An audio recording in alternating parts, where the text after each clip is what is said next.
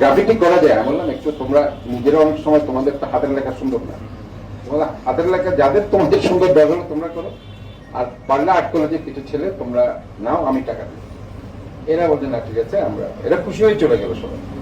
এবং এরপরে আমি বললাম যে একটা স্টেটমেন্ট করে দাও গ্রাফিটি। এরপর পরে আমি আমার যে পিআরও আছে সে একটা স্টেটমেন্ট করলো তখন 5টার দিকে, স্টেটমেন্ট করে সে দিয়ে দিল যে এই ধরনের আমাদের পরিষ্কার পরিচ্ছন্ন ডিপার্টমেন্টের এটা একটা রুটিন কাজ, এটা করে এই ব্যাপারে মেয়র মহোদয়ের কোনো ধরনের ইয়া নেই, এবং গ্রাফিটির ব্যাপারে উনি সবসময় উৎসাহিত করেছে। কারণ এই গ্রাফিকটি আজকে আমি আপনাদের বলি, এই গ্রাফিকটি অঙ্কন করার জন্য আমি যে পরিমাণ ফিনান্স করেছি, আমি ব্যক্তিগতভাবেও করেছি আমার সিটি কর্পোরেশনের পক্ষ থেকে।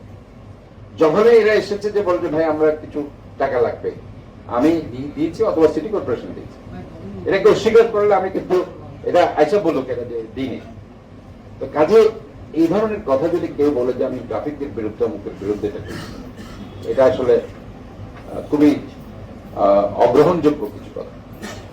এবং আমি আজকে আপনাদেরকে কিছু কথা আরো বলতে চাই, যে কথাগুলো আমি আসলে অনেক সময় নিজের ঢোল আসলে আমি কখনো পিটাইতে চাই না, কিন্তু আজকে এই কথাগুলো আমি স্পষ্ট বলছি। এই যে অগাস্টের 3 তারিখ যেদিন আমার বাসায় হামলা হলো, সেদিন বৈষম্য বিরোধী ছেলেরা নিচে ছিল না, আমার বাসার নিচে ছিল। কেন ছিল?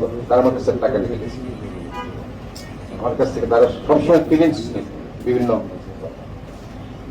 এবং সেদিনও তারা, এবং তাদের কারণে আমি কিন্তু আমি বাসায় আসতাম না, আমি তাদের কারণে আসতাম। তারা বলছে আমরা সন্ধ্যে আসতেছে, আমাদের কিছু লাগবে, আমি বাইক থেকে গাড়ি নিয়ে আসছি বুঝছি, এবং এই আমি যে দেখছি কেউ না কেউ দেখছি, এবং আলটিমেটলি আমি বাসায় উঠছি আর আধা ঘন্টার মধ্যে করানো হয়েছে। আমি এই জন্য বলতেছি যে আমি আটমোস্ট চেষ্টা করছি সবাইকে হেল্প করতে। ইভেন ওই দিন আমার মা অবরুদ্ধ ছিল, 6 মাস উনি সাইকোলজিক্যালি ডিপ্রেসিভ ইলনেসে ভুগছে। এটার চাইতে আমি আর কিছু বলতে চাই না। আমার পারিবারিক ভাবে যেভাবে একজন আমার মাকে আমি এইসব কারণে ওনাকে সাফার করতে হয়েছে, এবং আমি কৃতজ্ঞ আমাদের মাননীয় প্রধানমন্ত্রী দেশনায়ক তারেক রহমান, উনি সাথে সাথে এই আগুন লেগেছে যখন আমার গাড়ি পোড়ানোর সাথে সাথে উনি টেলিফোন করেছেন, বলছে ডাক্তার সাহেব আপনি ভালো আছেন তো, আপনার আম্মা কেমন আছে। এই যে রাজনীতিতে এটা আমাদের বড় পাওয়া। আজকে হয়তো বা এই 17 বছরে আমি